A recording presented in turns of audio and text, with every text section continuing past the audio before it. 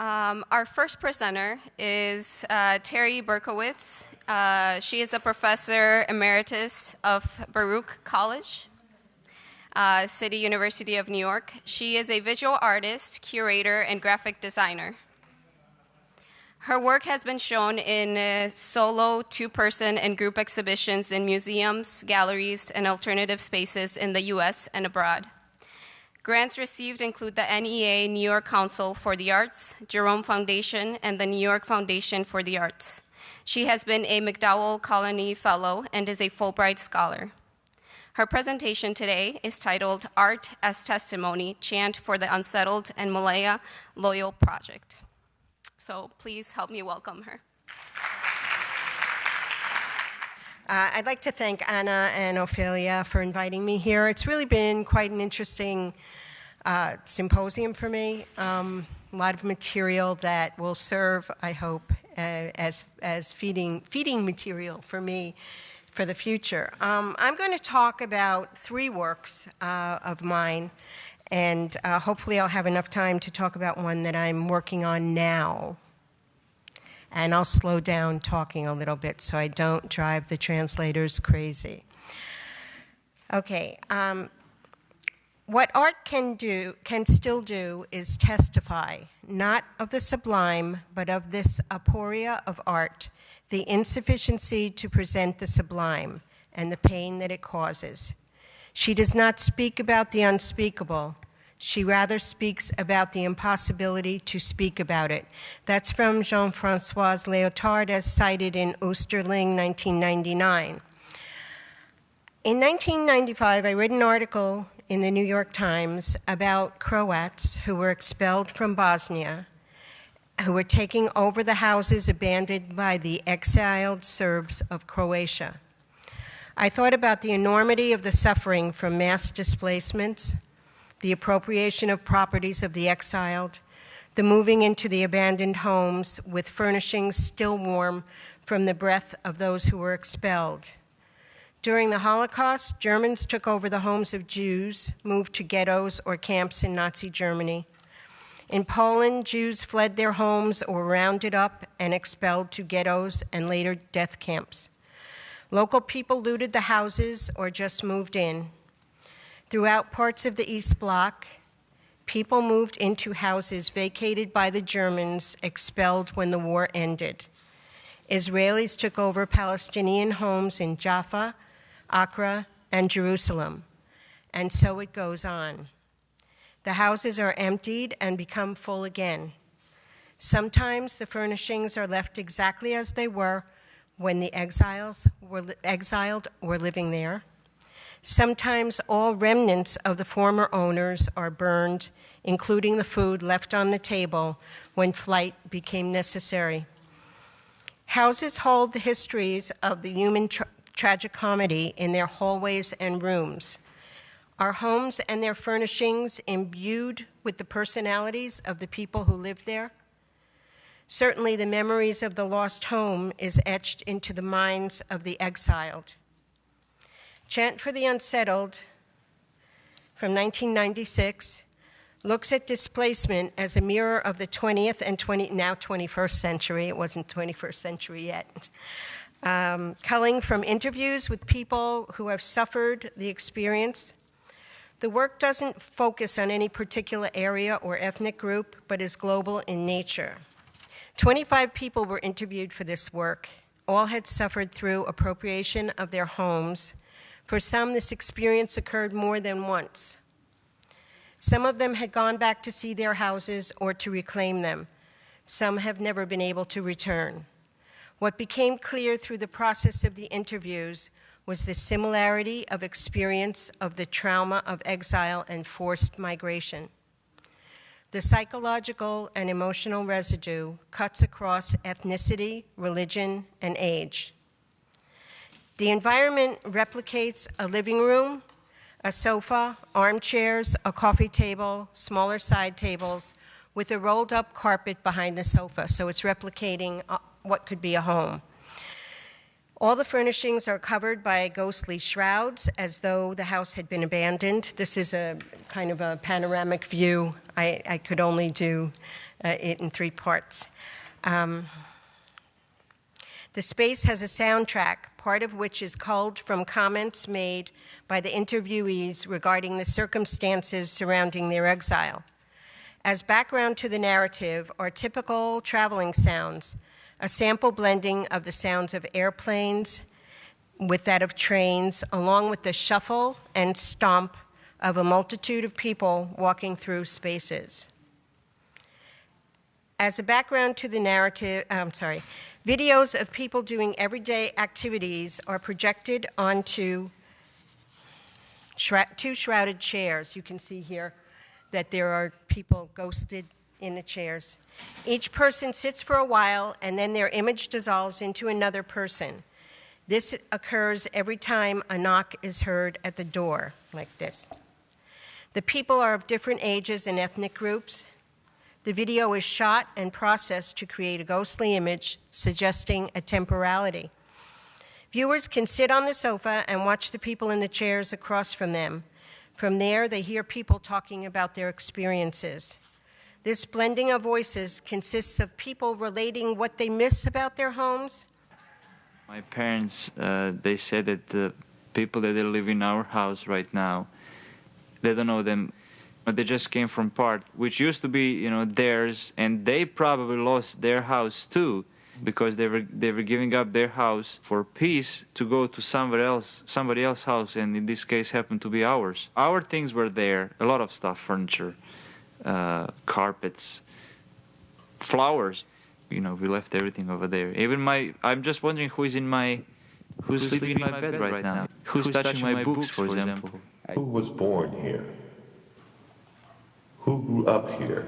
Can you turn the sound up? Who ate here? Yeah. Who sat here? Who read here? Who loved here? Who argued here? Who hurt here? Who slept here? Who cried here? Who died here? Who lived here? Who left here? I cannot travel. I don't belong. I don't have an identity. So I will always feel that there is something missing. You are deprived of freedom of conscience, deprived of freedom of expression, and you are even deprived of your whole entire personality. I resent to this day, how dare they throw out somebody from their home?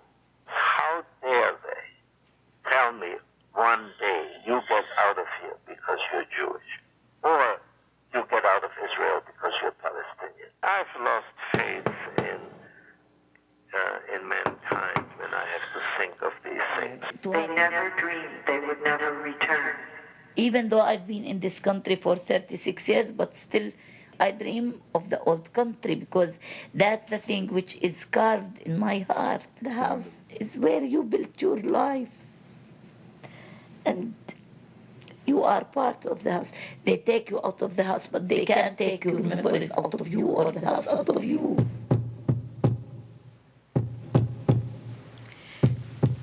The last part of this work was behind the furniture. You see 3 doors, and each door contains an image of a family that's about to move in. So the people who went to view the work could actually open the door and be confronted by a family, which are, again, different ethnic groups. My parents... Sorry, back to that. I know the sound was a little hard to hear. It was a little easier if you were sitting directly in front of it. But the man who was talking was a German who had lost his home, German Jew who had lost his home in Berlin. He was in Berlin. And the woman who was talking was a Palestinian, the one who said that they can take away your home, but they can't take the memory out of you. The next piece I'm going to talk about, the final elements are 3 doors, one placed on each wall. As the viewer opens each door, a family appears in a life-size photo, people who may have been forced out of the house or who may be moving in. For those who were interviewed, the opportunity to tell their story was cathartic. Many of them had never put their feelings about the sense of loss into words. For the viewers of the work, it was a way to gain empathy and understanding for the experience of the refugee, something that is even more crucial now. I would really love to repeat this piece again because I think it would have another kind of vitality to it and another lesson to show, another strength to it. The next piece I'm going to show, I wasn't really sure I was going to show, but I believe that it really leads into the piece that I had said I was going to show, which was the Malaya Lola project. So the second piece I'm showing is called Backseat, and it was realized in 1994. An overriding human emotion, I should say that this may be a trigger point for some people. I'm going to be showing a video that has someone talking about her rape. So if it's a trigger for you, you may want to think about not listening. An overriding human emotion that cannot easily be assuaged, shame, unlike guilt, is something that saying you're sorry doesn't heal. Shame lives inside you and it consumes you. It often remains completely internalized. Rape is a violation of the most extreme kind.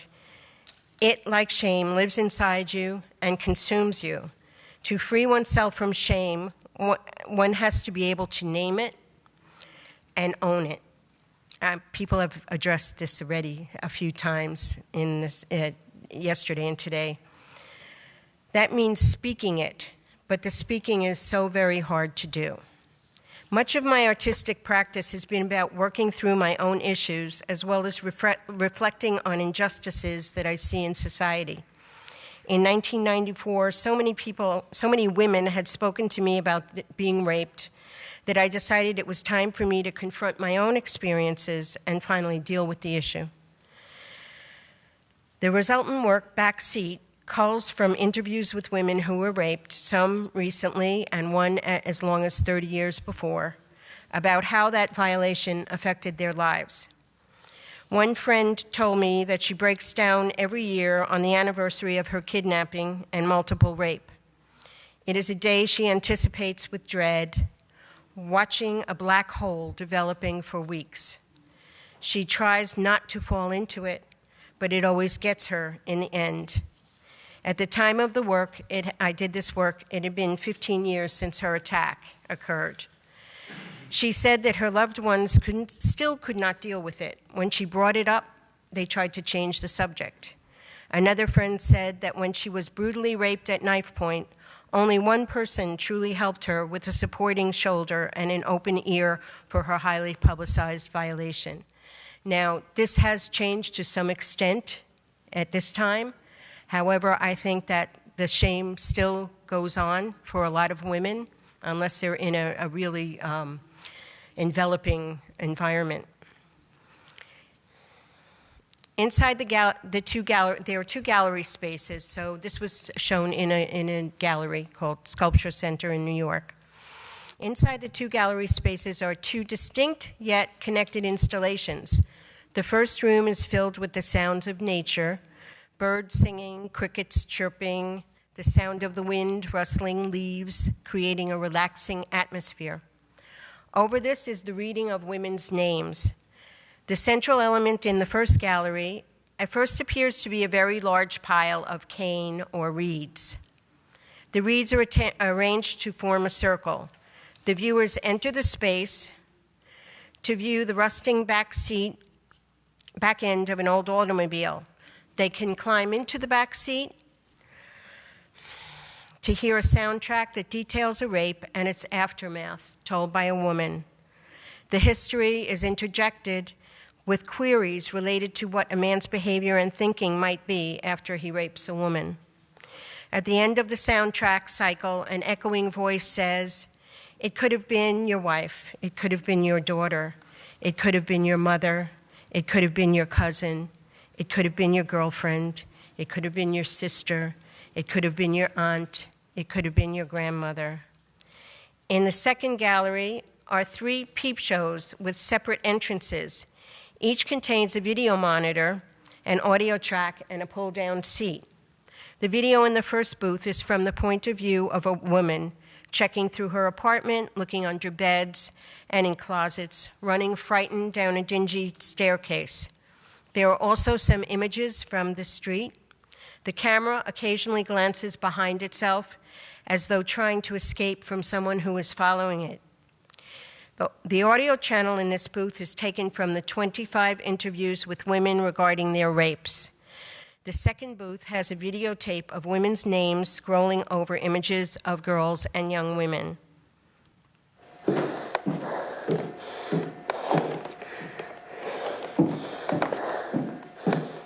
And as they walked in front of me, one of them broke a bottle, ran up the stoop, jumped behind me, and threw the broken bottle up to my throat. Dragged me into the building, he pulled me down to the ground, and he did what he wanted to do. I was in a hallway, and I was on the cold tile floor, and I didn't want to die in this dilapidated hallway. I just want him to be finished and pray that he leaves. Just leave me alone. I didn't want him to touch me in the first place. It was just like a prolonged torturing. And every second felt like a minute, and every minute felt like an hour, and every hour felt like a day. And that's how long I felt that I was going to die. And when you think that for thousands of seconds, which end up feeling like days, because they're all distended, that the adrenaline is pumping so fast, and that feeling of dying is going on for so long, that you go into a state of shock. All I remember is how my heart was beating and the fear that he might kill me more than just rape me, take my life. I just felt dirty and broken. I knew nothing was ever going to be the same again. I sort of feel like one of those beautiful bone china teacups that's been broken and you can't glue it back. You can glue it back together, but it's always going to have cracks. I wish people realized that rape was an irrevocable act that maimed people emotionally for the rest of their lives. It's not just physical, it's emotional. Astrid, Aisling, Marie, Tomiko, Nanny, Shuli, Luanda, Gabby, Kentley, Denisha, Christina, Jana, Valda, China. So the second booth had a videotape of women's names, as I said, scrolling over images of girls and women. There were 1,000 names in all. And that, so it's mixed with women in, the third video is again shot from the point of view of a woman, this time moving through the streets at night. It's mixed with images of women in different social settings. The images create a disturbing sense of disembodiment. The soundtrack for this piece includes women relating how their family and loved ones reacted to their rapes and what the ramifications of those rapes were over the course of years. Each videotape ran 7 minutes and was placed on a continuous loop. Lives have been and continue to be disrupted forever because someone or someones give themselves permission to violate and abuse women. In 2006, along with an international group of artists, I was invited by Dr. Claudette May Datuin, a professor at University of the Philippines in Manila, to produce a work for the show Trauma Interrupted, interesting in relationship to this symposium. We were to come to the Philippines to engage with organizations working with the survivors of different types of trauma, including domestic violence, child molestation, and rape. At first, I didn't think it made sense for me to go there, come halfway around the world to address issues in a place with which I had had no direct contact up to that point. But I was immediately struck by the situation of the Malaya Lola. Malaya Lola means free grandmother. On November 23, 1944, Japanese soldiers raided the village of Mapanique, Candaba, Pampanga in the Philippines. The men were tortured and murdered, while the girls and women watched. The village was bombed and torched to the ground. The soldiers abducted almost 200 women, force-marching them to the garrison at Bahay Napula, the Red House in San Ildefonso. There they were repeatedly raped over the course of a day and night. The youngest was only 8 years old. After living with the memories and shame for decades, the surviving victims organized themselves into a group in 1997 called the Malaya Lola. They had heard a radio broadcast of 2 women who had been in one of these forced mass rapes, and it gave them the strength to come together and form into a group. In 2004, under the aegis of the Asian Center for Women's Rights, ASCENT, an NGO, the Lola filed a court case against the Japanese government at the Tokyo District Court. The case was dismissed, but encouraged and inspired by such efforts from all over, the Malaya Lola have refused to accept payment from the Asian Women's Fund, a private fund for former comfort women, in the firm belief that Japan should stop hiding behind the argument that post-war treaties settled all wartime claims and instead recognize rape as a war crime and assume legal responsibility for its wartime actions.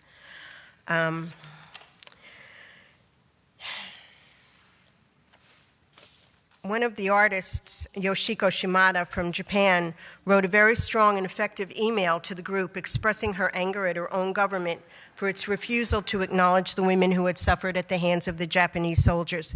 And I just want to interject here that these were not comfort women. These were mass rapes, and it happened all across Southeast Asia. It happened in Sri Lanka. It happened in any of the islands. The Philippines were just one example, and this was only one group of women to which it happened.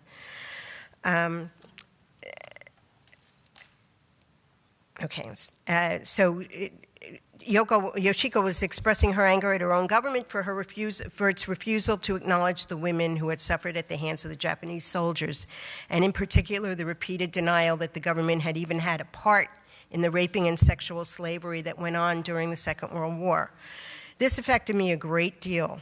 The idea of the Malaya Lola project came into being as a result of that moment, of having read Yoshiko's email. I thought that these women had had enough of telling their stories.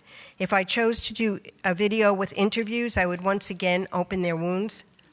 I wanted to do something positive, a work that could move outside of the circle of those who already knew the story and into the world as a whole, which is something that art can do, but it's very difficult to make it actually manifest, although some of us always have the idea of trying to do that. A work that I decided to photograph the Lola, asking them to express through the portrait what they wanted to tell the Japanese, to show anger, sadness, or strength, whatever emotion best fit their thoughts regarding what had been done to them. I also suggested that they could tell me what they wanted to say to the Japanese, and some of them did. These women suffered. Some of them were very young, only 8 or 9 years old, when their world was so violently thrown into turmoil. When they decided to band together and become the Malaya Lola, they empowered themselves to name their shame. Their strength and resolve to gain legal reparations from the Japanese government is a battle to exorcise the shame they lived with for so many years. The final result of my project was to be a series of postcards of the Lolas with their comments and 1 or 2 sentences about what happened to them. Each day for 2 months, I planned on mailing a portrait of one Lola to every member of the Japanese Diet. That's the Japanese parliament. Over 700 members in all. It would be a total of more than 42,000 postcards. And I actually had the mechanism set up to do it from Japan so that they would arrive every day. There were, however, many non-government organizations that first attempted to co-opt the Lola, to co-opt the project, and then to malign both the project and those who were working in it, including the people who had worked with the Lola for so long. As a result of all the political maneuvering, I was not able to realize the mailings, but the portraits were shown several times, first at the Cultural Center of the Philippines in 2007, in Madrid in 2008, and in New York in 2013. All 60 portraits are shown together with captions next to them. The captions are similar to what you see here. And it was accompanied by a soundtrack of one of the Lola singing a song about their history, which was written by another one of the Lola, who you will see in a second. Over that, over the song, you can hear the names of the Lola being read out, and the word keeps cropping up, justicia, justicia, because it's a word in the Tagalog language that they got when the Spanish were there. Tagalog has a lot of Spanish in it, and this is one word that was really primary for them. They want justice. So I will show you a couple of these women, and you can certainly read it. Rosalina Manalastas Bucco, she was 14 when she was raped. Now, many of these women are now dead because this project was done quite a while ago. Oh, I'm sorry, I went away from the mic. I hope people could hear me. Oops. Okay. This is Lola Belen, who was 14 also. Her sister, two of her sisters were raped, and an aunt was raped as well. She said, "You may see us smile and even laugh for a minute, but we never forget. When we are together, we always remember what happened. What happened to us was terrible. We want justicia. We want justice." That's her sister, Lola Ana. And another, Alonso, this is the third sister. And this is Lola Zoila, who, when I photographed her, she was what they call balik bayan, which means sometimes here, sometimes gone. But she was raped at the age of 21. And if you look at these faces, they probably don't fit what you usually think of as a Philippine face, or a Philippine. They could be from Spain, they could be from China, because everybody passed through the Philippines. And this is the Lola who was the youngest, Lola Enyang. They make up nicknames for everybody there. It's something that's part of the culture. And Lola Doring, Lola Honor. Ang Malaya Lola ay nagkakaisa buhat sa Kandaba, mga Pampangenya. Buong Pilipinas ay walang kapara sa lupit ng Hapon na aming nadama. So she's singing the song about what happened to them, which also is a very cultural thing there. They make up songs like troubadours, and they sing about every situation that happens in their towns and their cities. In April of 2007, Lola Masin, who was one of the instrumental Lolas for making this group come together, passed away. She was a comfort woman as well as a victim of mass rape. She never took money from the Asian Women's Fund, holding out for legal reparations, and she made many trips to Japan to press for formal recognition. She spoke to me in Japanese, actually, for a few minutes, because she learned Japanese when she was imprisoned by them. Unfortunately, since her death, a number of other Malaya Lolas have died. Unfortunately, it's probably already too late, and the wrongs will never be righted. I was very pleased to have met and worked with them on this project, and I think the project has validity in terms of looking at how many times women are raped during war, how many battles are fought on our bodies. Our bodies become the battlegrounds. Okay, how many minutes do I have? 1, okay. The next piece, I'm going to talk a little fast, I think. I have a new piece that I'm working on that's called The Weight, and this project I'm just beginning. This is about women who came of age when abortion was illegal in the U.S. prior to Roe v. Wade, a time when access to abortions was extremely difficult and many women had no recourse but to bear the children they didn't want or couldn't mother for one reason or another. There was an aging army of women out there who bore their children and then gave them to someone else to parent. Through the 1960s in the U.S., it was shameful for a girl or a woman to have a child out of wedlock. Families disowned their daughters or threw them out in the streets. Girls ran away to hide, or we were warehoused somewhere until such time as we bore our children and signed them away to strangers. Only then, bellies no longer full, were we permitted to re-enter society. Many of us were put up in institutions while we waited or in private homes, and many women felt that they were being warehoused and they were away from their families, really alone. I want to do a project where I'm going to be asking women who experienced this to tell me their stories, and then we'll see what happens out of that. Usually it's an installation, could be a book. I don't know exactly what will happen, but I think that their stories also have to be told, and they have to, you know, I hope that I can help them really rid themselves of shame the same way I have. So that's it. Thank you very much.